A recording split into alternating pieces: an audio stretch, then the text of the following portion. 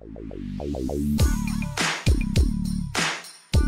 begin with, we have this concept of the people from other planets as little green men.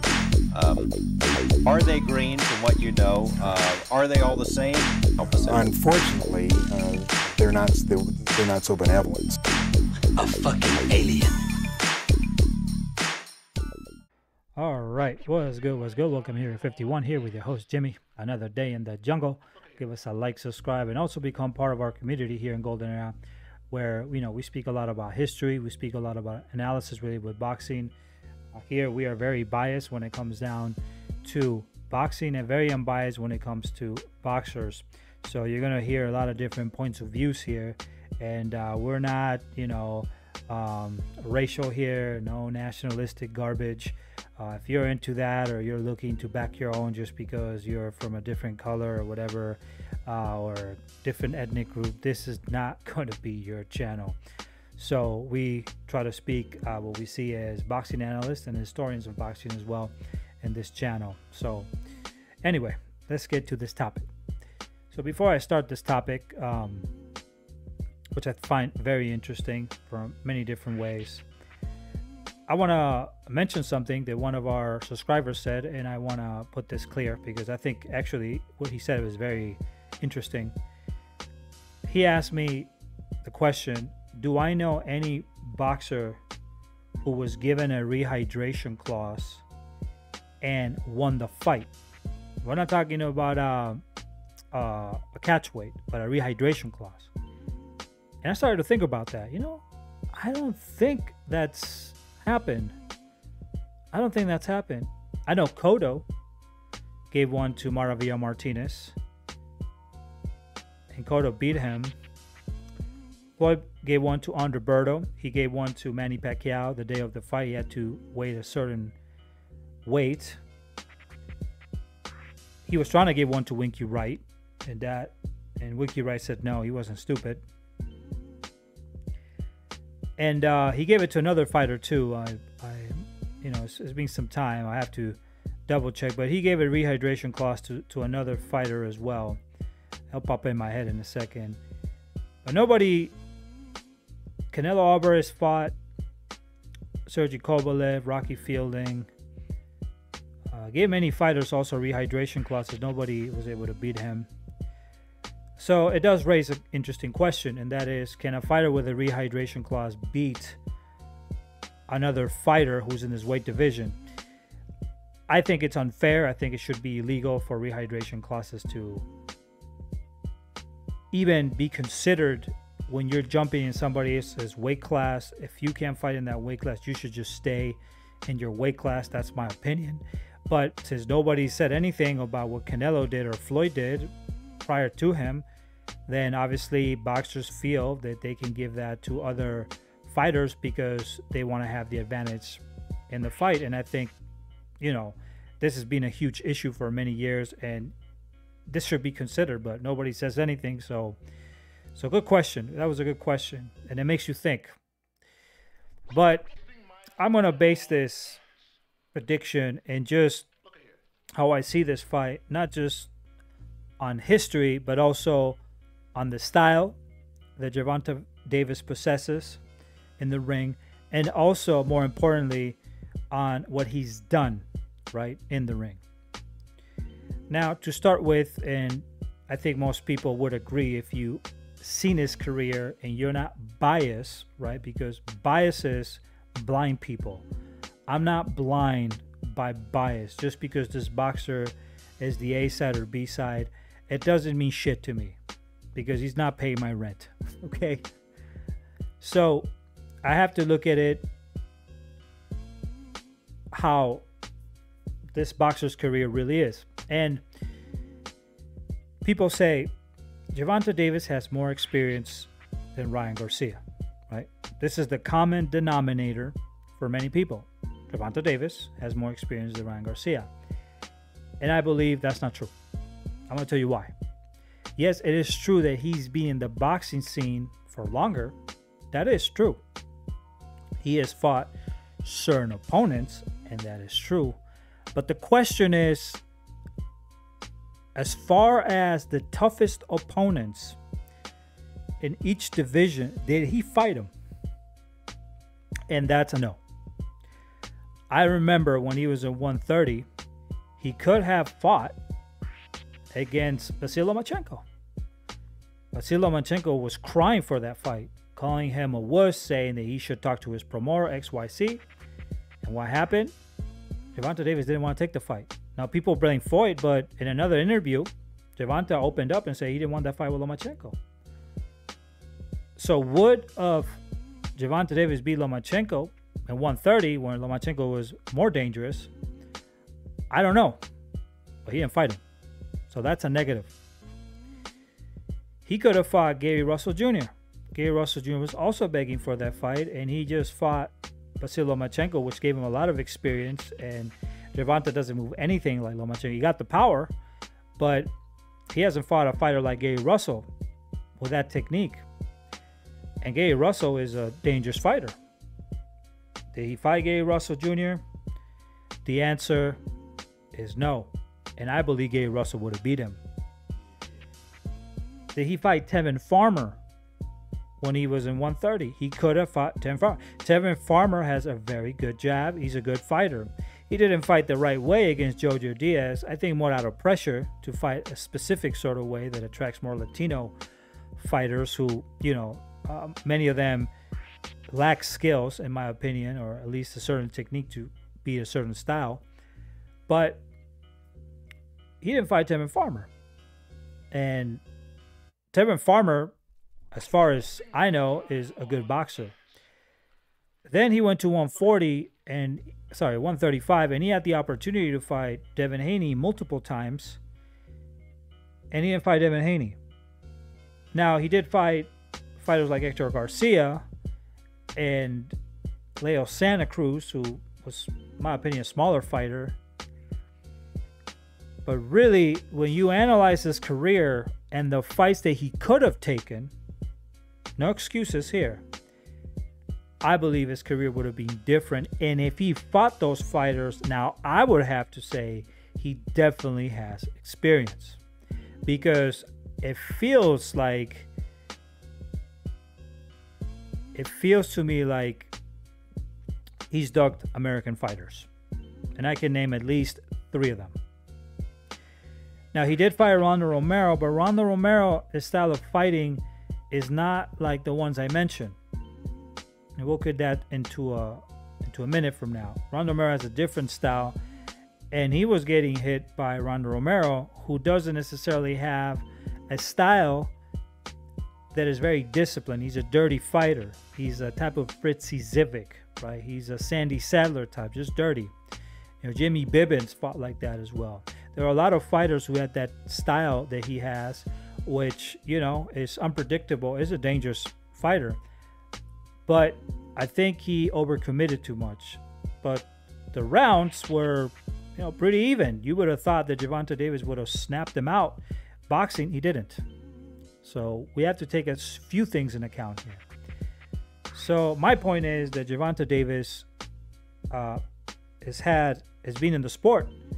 He's been as a professional longer, but the level of opposition to me is not that experienced, to be honest. Now, whatever he's done in sparring, that might be different. So let's start with that. And nobody can deny that what I'm saying, because these are all facts. Now, let's go a little bit of history. Gervonta Davis is a fighter who has similitudes to fighters like Canelo Alvarez. And I wrote this down for you. I just did a live in Spanish. I hate to do this again, but I'll do it in English as well. I love history of boxing. But he does have similitudes to fighters like, for example, Canelo Alvarez. Right? So let's go to this real quick. A few things that Canelo has that Gervonta Davis has is they both have similar leg movements in the ring.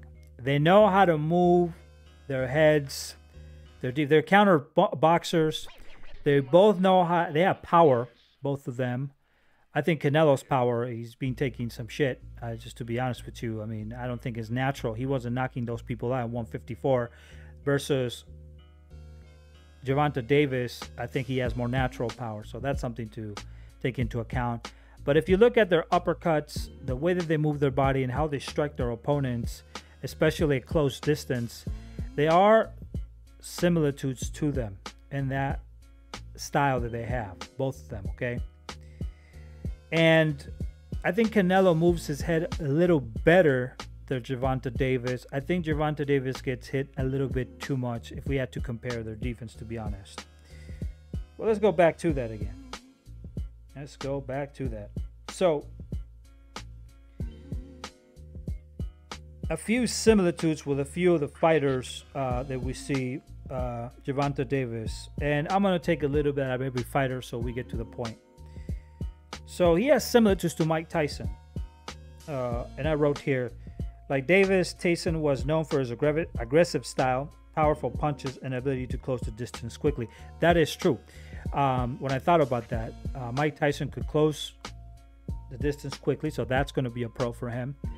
And he has a powerful punch, right? And he has that ability to do that, so that's a good thing. So that's similar. He's aggressive too. Canelo Alvarez, I put here, Canelo shares, Davis' counter punching skills, ability to slip punches and body punching. That's also very true. Both of them are good body punchers as well.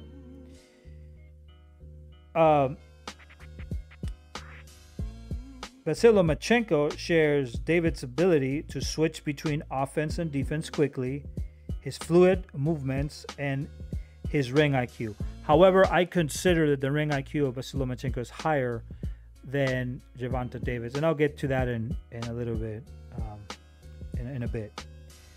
He shares some similitudes to Manny Pacquiao as well.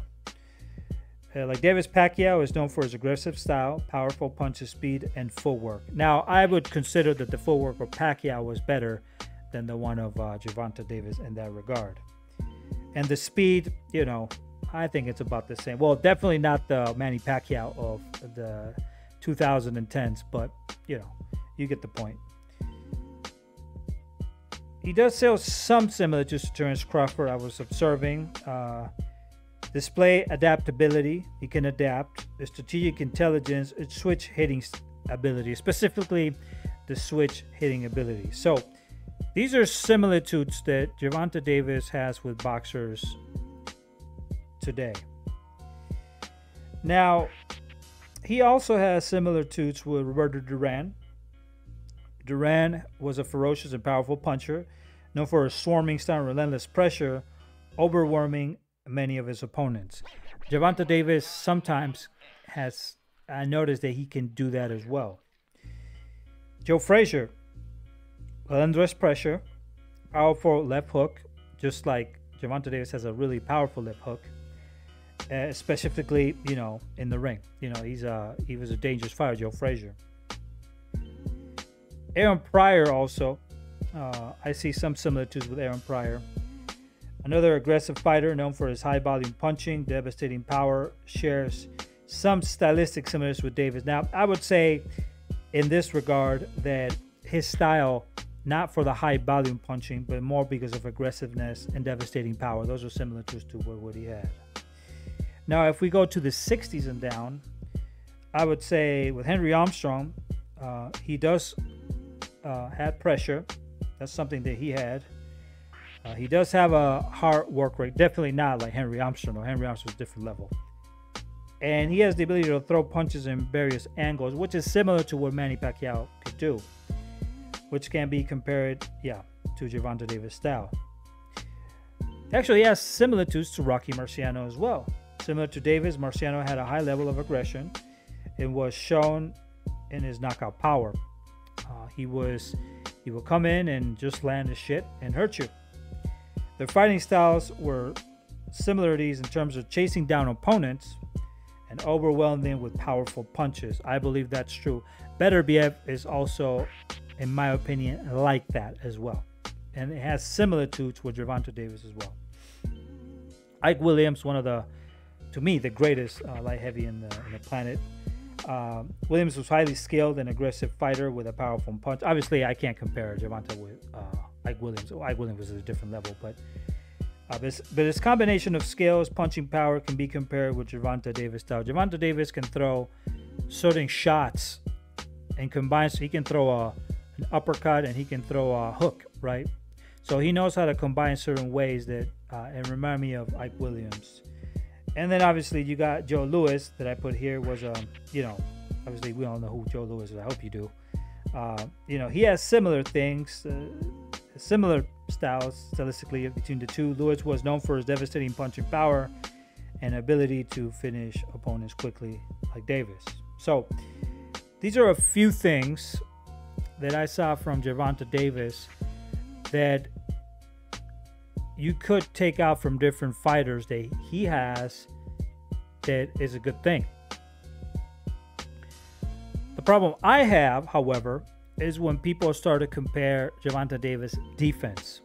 Okay, now this is where it gets tricky because Gervonta Davis does not have a defense that is close to a Floyd Mayweather Jr., a James Toney, a Pernell Whitaker, a Tony Canzoneri, a George Benton. He doesn't have that sort of style. He gets hit actually a lot. And this is where it becomes problematic for me. Okay. Now let's look at some of these reviews and some of these fights. Ike Williams lost against Bujack. This was in December of 1944.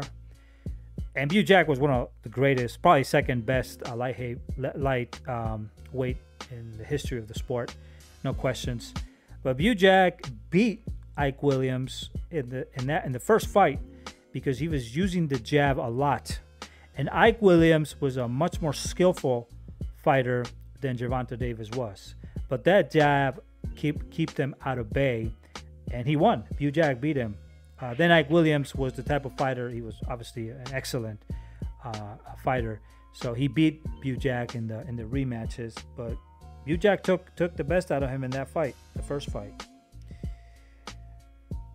Rocky Marciano also struggled as well with certain opponents. But I'm not going to put too much Rocky Marciano because I feel like his career was overhyped. He fought a lot of fighters coming from, some of them coming from middleweight, some coming from light heavyweight. You got to remember, these are 8 divisions back then, so they were jumping 4 weight classes, 2 weight classes just to fight him. So, but he did struggle with fighters like Archie Moore or Ezra Charles who threw the jab a lot. He did struggle with those fights. And when he fought the bomber, Joe Louis, Joe Louis was out of his prime, but Joe Louis' jab, I'm pretty sure, would have caused a lot of trouble to Rocky Marciano as he was moving forward. Now, we got Henry Armstrong. Now, this is a very interesting case because Henry had beat Lou Ambers in the first fight, and Lou Ambers was one of the greatest lightweights. Lou Ambers was one of the most intelligent lightweights in history, and he was a fighter who knew how to adapt in the second fight, specifically in the second fight. So Henry beat him in the first fight, but Amber started to use the jab a lot more in that second fight. And when he started using the jab, it changed the rhythm of the game. And Lou Ambers actually beat Henry Armstrong, which was a great fight. So here we have a case where Lou Ambers beats Henry Armstrong, and he was using the jab. Okay. Aaron Pryor, obviously, we all know that when he fought Alexis Arguello, the dude was, and on some shit, we know that he was definitely doing something illegal. But if you look at the fight, and the fight being fair, of course, no special Gatorade there. I believe Alexis Arguello was giving him hell, and that jab was really harming him. And once again, the jab was primordial, but he lost because, of what he did. Now, Joe Frazier had a brutal fight with Muhammad Ali. Very dangerous left hook, something that Gervonta Davis has. But when you think about it, in the second fight, Muhammad Ali used the jab a lot and started jamming him a lot more and moving. And that caused Frazier a lot of trouble. Now, if you want to say that Gervonta Davis is more skillful than Frazier, then, I mean, I have my doubts. I don't know, to be honest. I really don't know. But I'm just giving you cases here. Forget about the level of competition, because you can't compare the level of competition that Frazier fought with Gervonta Davis. You can't do that because Gervonta Davis hasn't fought American fighters as often. So that's a negative against him. Now, Roberto Duran, the first time he fought Sugar Ray Leonard, he beat Leonard, but in the second fight, Leonard came better prepared and started using his quick jab and his counter punching, but his jab was primordial to beat Roberto Duran, and he beat Roberto Duran. Mike Tyson was definitely a very dangerous fighter. I consider him a little bit more dangerous than, well, I don't say more dangerous than Gervonta Davis, but I would say he was considered very dangerous, especially for his devastating power. Now, people say, well, Mike Tyson after Buster Douglas wasn't the same fighter. Well, listen, a fighter has to be the same continuously. You can't, it's the whole lifespan of the fighter what makes the fighter. You can't just say, well, Roy was really good at first because he was hyper athletic, but then the end of the career, you know, he was losing a lot of fights, right? But that's the lifespan of that fighter. Whether he fought him in the youth or he fought him when he was older, when he was more seasoned, at the end of the day, that's going to be part of his legacy. So you have to take that into account. So when Mike Tyson fought Lennox Lewis had a good plan, and he was using the jab very well, and he beat Mike Tyson. I mean, that's just the end of that story, you know. And Lennox Lewis did very well against Mike. That was a fight that we all wanted to see. And Lennox Lewis, using the jab, kept Mike Tyson's pickaboo style out of range. Manny Pacquiao fought Floyd Mayweather Jr. And he fought Aaron Morales before that, where he lost against Aaron Morales. And Aaron Morales, the first fight, he was using the jab very well and keeping Manny Pacquiao out of bay as well. Now, Manny Pacquiao got better with his right hand, switched things, you know, things went from there, and he got better. When he fought Floyd, though, Floyd used the jab. He was smart. He used the jab. He's a quick jab. And Manny Pacquiao couldn't get in. Would you say that Gervonta Davis could cut distance faster than Manny Pacquiao at his age? I have my doubts. Of course, I'm not saying that Ryan Garcia is Floyd Mayweather Jr. That is true. But Manny Pacquiao is not Gervonta Davis. I think in his career, he has superior opposition. I think that is absolutely true. Vasyl Lomachenko also shared some similitudes to, especially in the pressure and just the foot movement. I think he's better in foot movement than Gervonta Davis. However, he lost against Teofimo Lopez because of the jab. The jab was a problem. And Teofimo Lopez was staying composed and took Lomachenko out of range. And Lomachenko was trying to catch up, but it was a little bit too late. I want Lomachenko to try to catch up. And then we have, obviously, Canelo Alvarez. And we all know that Canelo Alvarez, when he fought Dimitri Bivol, Dimitri Bivol was throwing karate-style jabs, you know, 1-2, 1-2, 1-2, 1-2, you know, Jackrabbit style. And the jab really hurt Canelo Alvarez. Now, Ryan Garcia does not fight like Dimitri Bivol. That is true. But the jab was a concern for Canelo Alvarez, who couldn't retrieve or use his defense against quick hands. And I would argue that Canelo Alvarez's defense is better than that than Gervonta Davis. Now, here's the trick. Canelo Alvarez avoided fighters like Dimitri Sandra, Jermall Charlo, because of the jab, especially Dimitri Sandra, because Dimitri Sandra has a very educated jab and is a very difficult fighter to get in the back leg because he's constantly moving.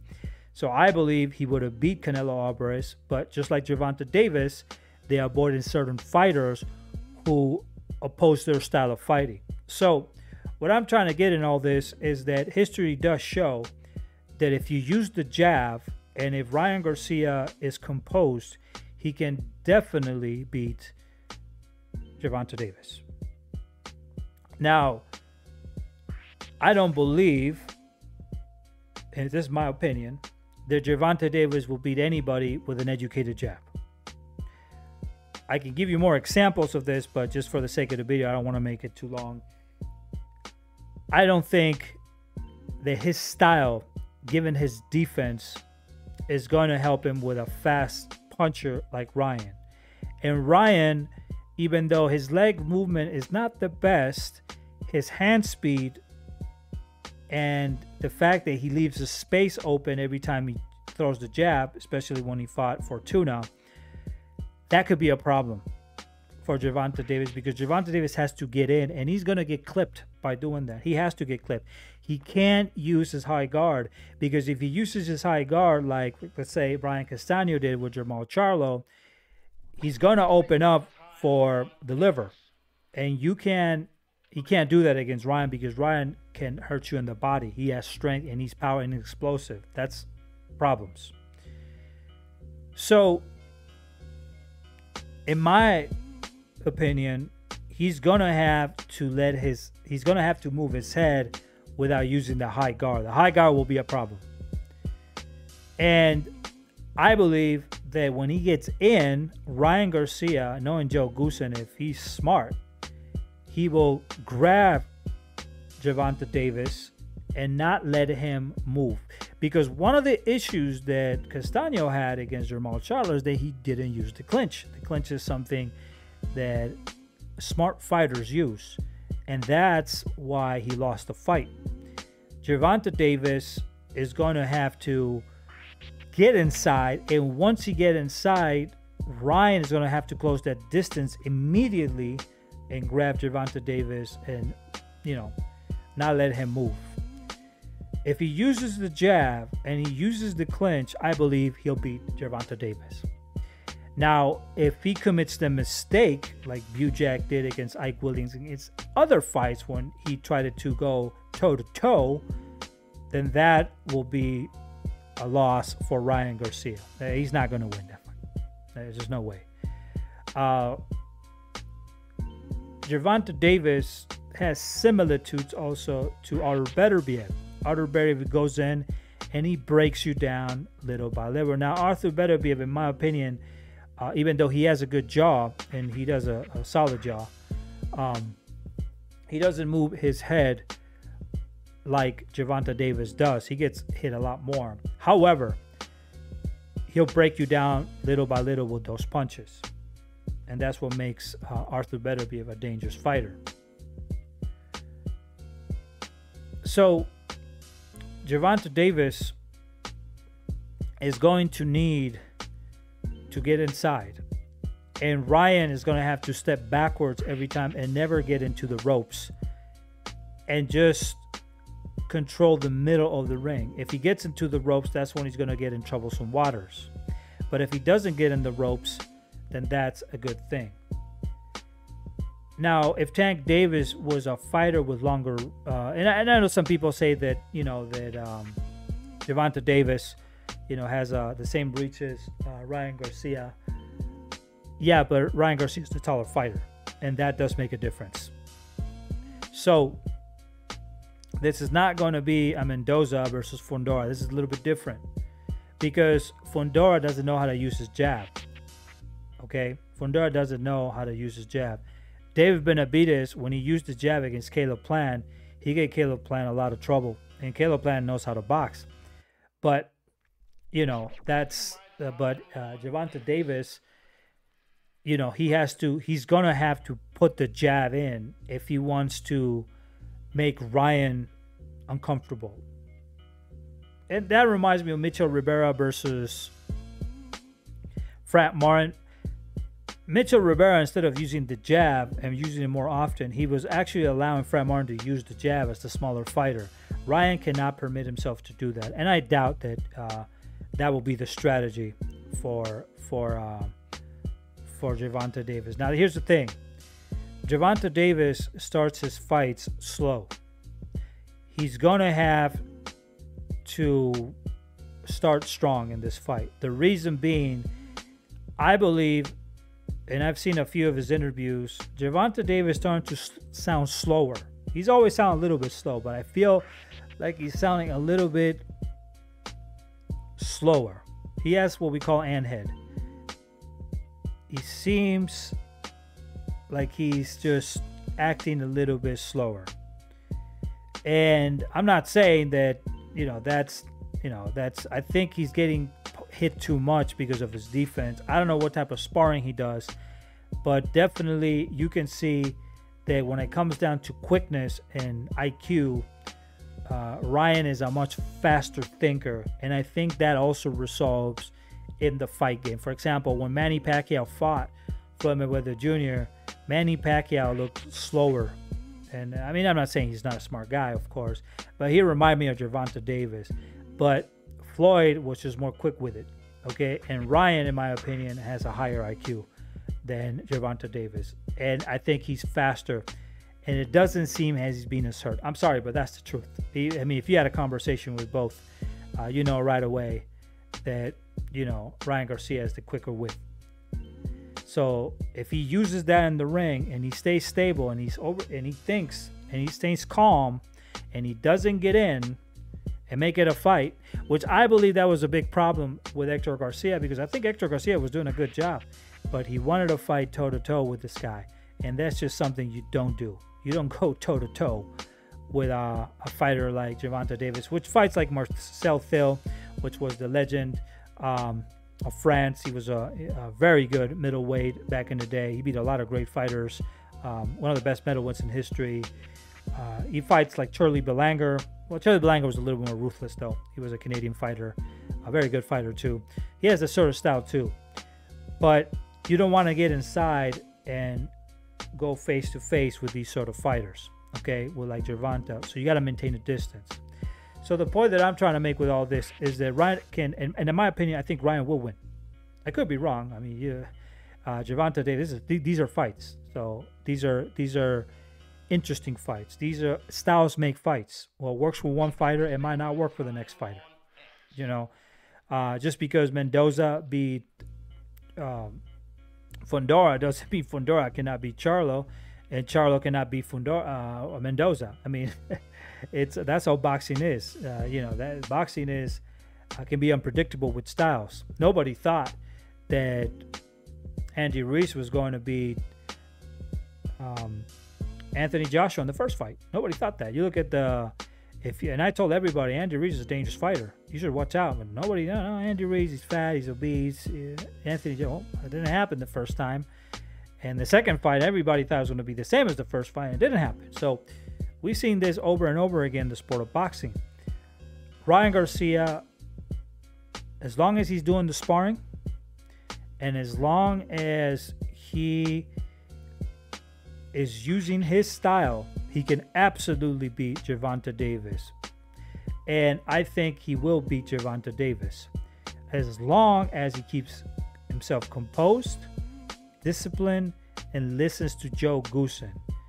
But if he goes reckless there, then he has no chance. But I think Ryan Garcia will beat Gervonta Davis based on this history that I gave you. And styles make fights in the end. And I've seen crazier things than this. I've seen much crazier things than this. I mean, nobody thought that the Viper would lose against Mayorga. Nobody thought. 2 times, too. Bernard Forrest, nobody thought that Mayorga was going to beat him. Mayorga beat him. Just recently, you had this other guy, this Villanueva guy, or whatever his name, Colombian guy, fighting Rashid Ellis. Everybody thought Rashid Ellis was going to win the fight, but then this guy started to, fight back. So this is boxing. So we'll see what happens. But I think Ryan, based upon this history that I've given you, will beat Gervonta Davis. And if I'm wrong, then that's boxing as well. So anyway, give us a like, subscribe, become part of our community, and we'll check you on the next video. Deuces cruces, like they say in New Mexico. And check our boxing page, goldenairboxing.com, for more news and stories. Hagone.